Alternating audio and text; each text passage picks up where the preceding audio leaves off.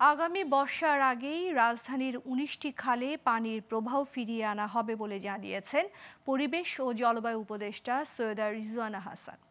রোববার রাজধানীর মিরপুরে বাউনিয়া খালে সংস্কার কার্যক্রমের উদ্বোধনী অনুষ্ঠানে তিনি কথা বলেন। সকালে প্রথম ধাপে ঢাকা উত্তরের 4টি এবং ঢাকা দক্ষিণের 2টি খালের সংস্কার কার্যক্রম উদ্বোধন করা হয়। এর মধ্যে প্রথম কাজটি শুরু করা হয় মিরপুর 13 এর বাউনিয়া খালের। রিজওয়ানা হাসান বলেন, 3 থেকে 4টি মন্ত্রণালয়ে বসে কিভাবে বর্ষার আগে খালগুলোতে প্রবাহ ফেরানো যায় সে বিষয়ে কাজ চলছে। প্রথমে খনন, এরপর ধাপে ধাপে বাকি কাজ এগোবে।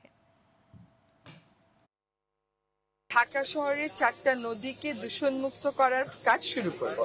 দূষণটা আমাদেরকে শক্ত হয়ে ক্যারেক্টারিস্টিক অ্যাপ্রোচে দিয়ে নিয়ন্ত্রণ করতে হবে।